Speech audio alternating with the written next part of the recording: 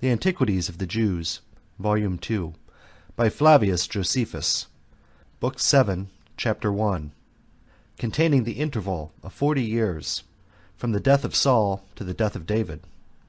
Chapter 1. How David reigned over one tribe at Hebron, while the son of Saul reigned over the rest of the multitude, and how, in the civil war which then arose, Asahel and Abner were slain.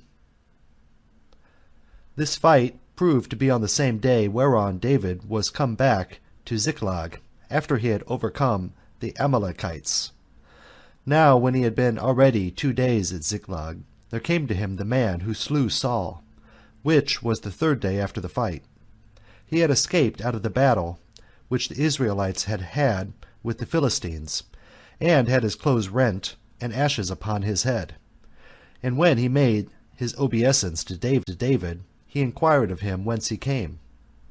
He replied, from the battle of the Israelites, and he informed him that the end of it was unfortunate, many tens of thousands of the Israelites having been cut off, and Saul, together with his sons, slain. He also said that he could well give him this information, because he was present at the victory gained over the Hebrews, and was with the king when he fled. Nor did he deny that he had himself slain the king, when he was ready to be taken by the enemy, and he himself exhorted him to do it, because when he had fallen on his sword, his great wounds had made him so weak that he was not able to kill himself. He also produced demonstrations that the king was slain, which were the golden bracelets that had been on the king's arms, and his crown, which he had taken away from Saul's dead body, and had brought them to him. So David, having no longer any room to call in question the truth of what he said, but seeing most evident marks that Saul was dead, he rent his garments, and continued all that day with his companions in weeping and lamentation.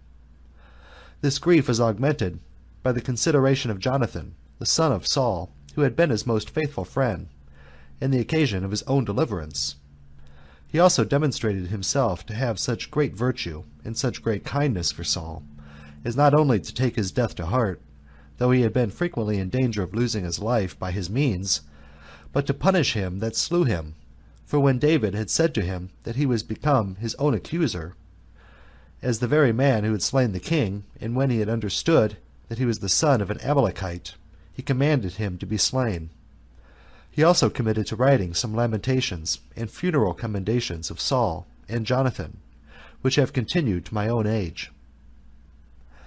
Now when David had paid these honors to the king, he left off his mourning, and inquired of God, by the prophet, which of the cities of the tribe of Judah he would bestow upon him to dwell in, who answered that he bestowed upon him Hebron. So he left Ziklag, and came to Hebron, and took with him his wives, who were in number 2, and his armed men. Whereupon all the people of the aforementioned tribe came to him, and ordained him their king. But when he heard that the inhabitants of Jabesh Gilead had buried Saul and his sons honorably, he sent to them, and commended them, and took what they had done kindly, and promised to make them amends for their care of those that were dead. And at the same time he informed them that the tribe of Judah had chosen him for their king. But as soon as Abner, the son of Ner, who was general of Saul's army, and a very active man, and good-natured, knew that the king and Jonathan and his 2 other sons were fallen in the battle, he made haste into the camp, and taking away with him the remaining son of Saul, whose name was Ishbosheth, he passed over to the land beyond Jordan, and ordained him the king of the whole multitude, excepting the tribe of Judah, and made his royal seat in a place called in our own language Mahanaim, but the language of the Grecians the camps, from whence Abner made haste with a select body of soldiers to fight with such of the tribe of Judah as were disposed to it, for he was angry that this tribe had set up David for their king. But Joab, whose father was Sir, and his mother Zeruiah, David's sister, who was the general of David's army, met him, according to David's appointment. He had with him his brethren, Abishai and Asahel, as also all David's armed men. Now when he met Abner at a certain fountain, in the city of Gibeon, he prepared to fight the city of Gibeon. he prepared to fight. And when Abner said to him that he had to know which of them had the most valiant soldiers, it was agreed between them that 12 of each side should fight together. Chosen out by both of the generals for this fight came, throwing their lances one against the other. They drew their swords, and catching one another by the head, they held one another fast, and ran each other's swords into their sides and groins, till they all, as it were by mutual agreement, perished together. When these were fallen down dead, the rest of the army came to a sore battle, and Abner's men were beaten.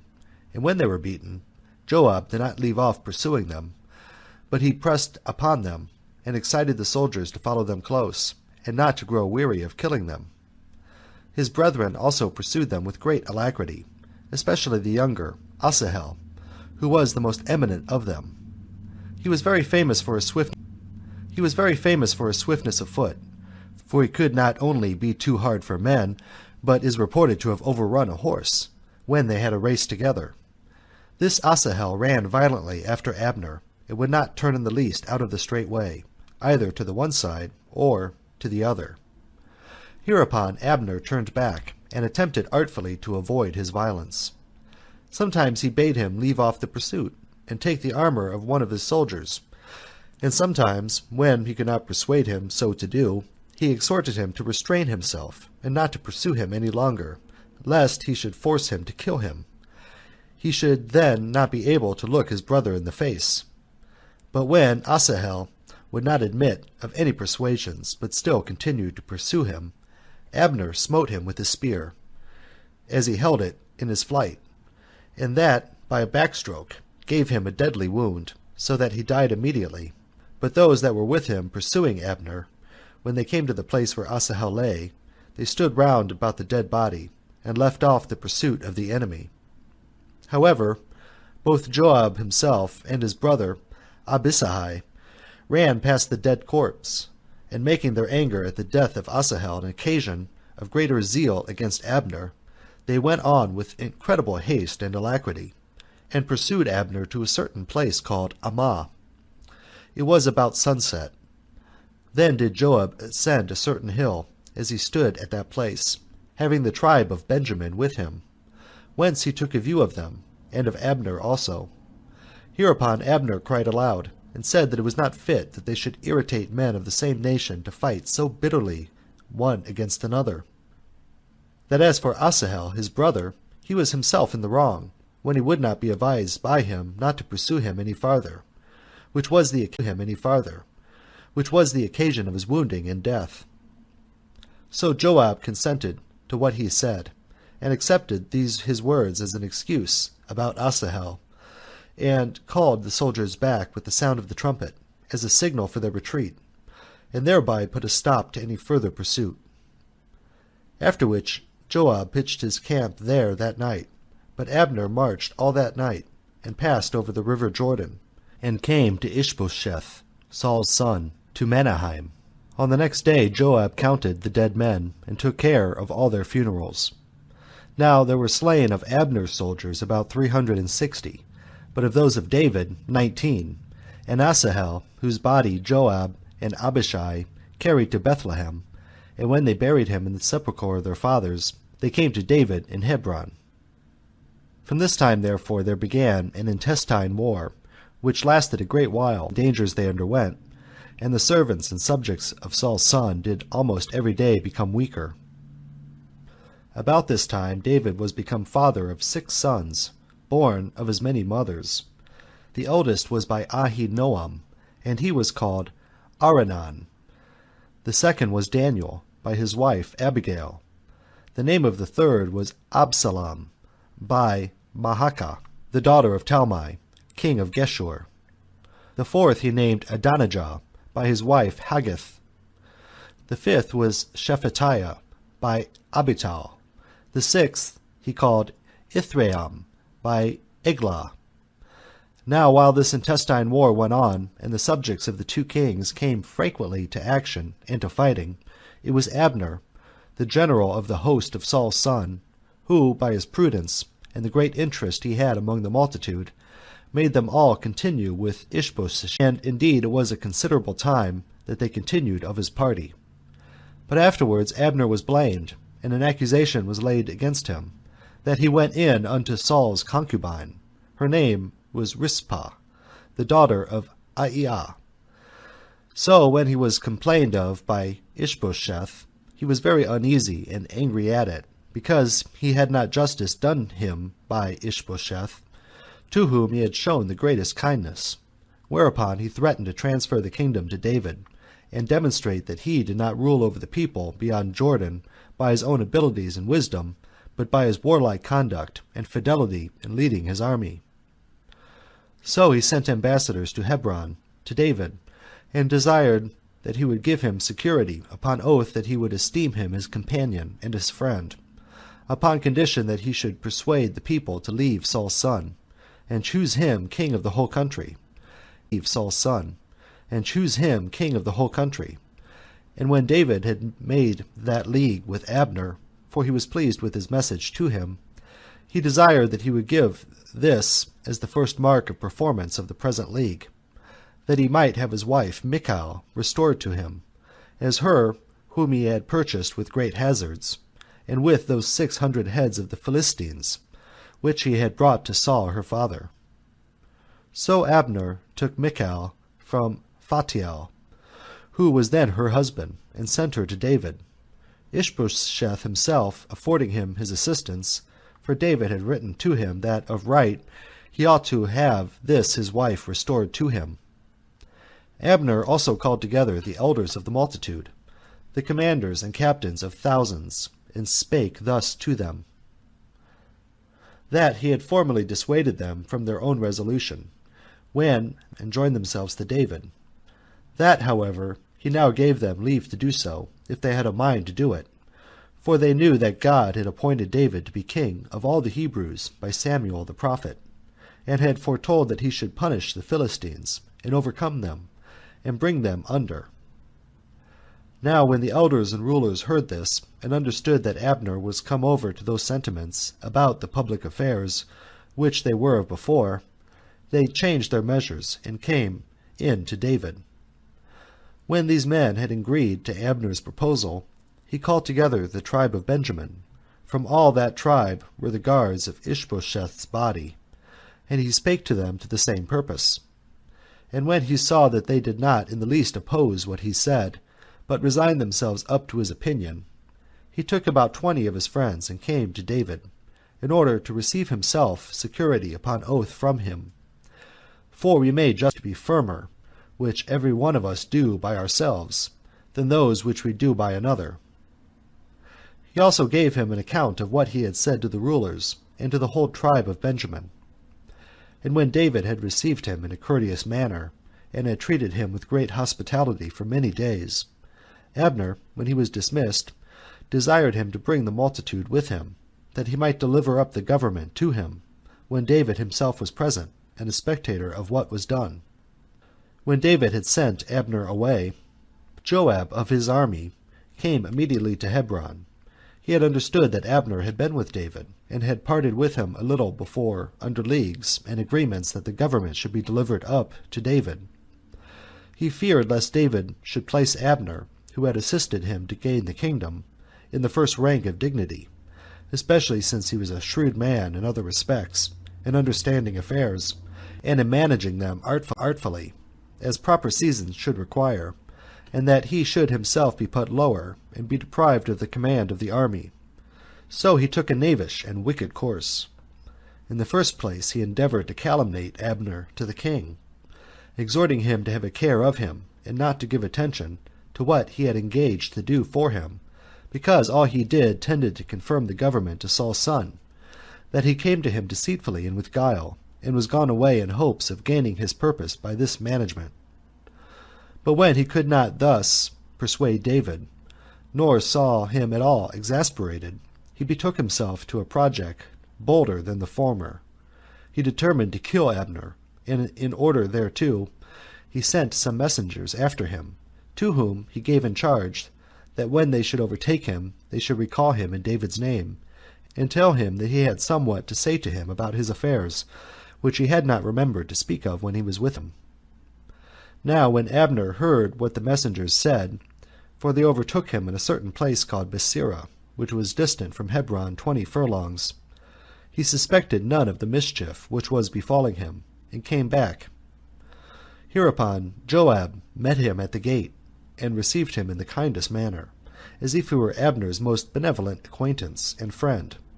For such as undertake the vilest actions in order to prevent the suspicion of any private mischief intended, do frequently make the greatest pretense to what really good men sincerely do. So he took him aside from his own followers, as if he would speak with him in private, and brought him into a void place of the gate, having himself nobody with him but his brother Abishai.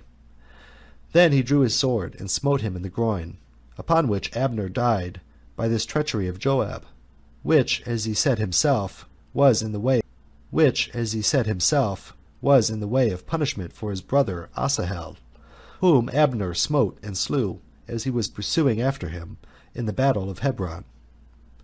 But, as the truth was, out of his fear of losing his command of the army and his dignity of the king, and lest he should be deprived of those advantages, and Abner should obtain the first rank in David's court. By these examples anyone may learn how many and how great instances of wickedness men will venture upon for the sake of getting money and authority, and that they may not fail of either of them. For, as when they are desirous of obtaining the same, they acquire them by 10,000 evil practices, so when they are afraid of losing them, they get them confirmed to them by practices much worse than the former, as if no other calamity so terrible could befall them as the failure of acquiring so exalted an authority, by long custom found the sweetness of it, the losing it again, and since this last would be the heaviest of all afflictions, they all of them contrive and venture upon the most difficult actions out of the fear of losing the same. But let it suffice that I have made these short reflections upon that subject. When David heard that Abner was slain, it grieved his soul. He called all men to witness, with stretching out his hands to God, and crying out that he was not a partaker in the murder of Abner, and that his death was not procured by his command or approbation. He also wished the heaviest curses might light upon him that slew him, and upon his whole house, and he devoted those who had assisted him in this murder to the same penalties on its account. For he took care not to appear to have had any hand in this murder, contrary to the assurances he had given and the oaths he had taken to Abner. However, he commanded all the people to weep and lament this man, and to honor his dead body with the usual solemnities, that is, by rending their garments, and putting on sackcloth, that all things should be the habit in which they should go before the bier. After which he followed it himself, with the elders and those that were rulers, lamenting Abner, and by his tears demonstrating his good will to him while he was alive, and his sorrow for him now he was dead, and that he was not taken off with his consent. So he buried him at Hebron in a magnificent manner, and indited funeral elegies for him. He also stood first over the monument, weeping, and caused others to do the same. Nay, so deeply did the death of Abner disorder him, that his companions could by no means force him to take any food. But he affirmed with an oath that he would taste nothing till the sun was set. This procedure gained him the good will of the multitude, for such as had affection for Abner were mightily satisfied with the respect he paid him when he was dead, and the observation of that faith he had plighted to him, which was shown in his vouchsafing him all the usual ceremonies, as if he had been his kinsman and his friend, and not suffering him to be neglected and injured with a dishonorable burial, as if he had been his enemy, insomuch that the entire nation rejoiced at the king's gentleness and mildness of disposition, every one being ready to suppose that the king would have taken the same care of them in the like circumstances, which they saw be showed in the burial of the dead body of Abner. And indeed David principally intended to gain a good reputation, and therefore he took care to do what was proper in this case, whence none had any suspicion that he was the author of Abner's death. He also said this to the multitude, that he was greatly troubled at the death of so great a man, and that the affairs of the Hebrews had suffered great detriment by being deprived of him, who was of so great abilities to preserve them by his excellent advice and by the strength of his hands in war. But he added that God, who hath a regard to all men's actions, will not suffer this man Joab to go off unrevenged. But know ye that I am not about to do anything to those sons of Zeruiah, Joab, and Abishai, who have more power than I have, but God will requite their insolent attempts upon their own heads. And this was the fatal conclusion of the life of Abner. End of Book 7, Chapter 1.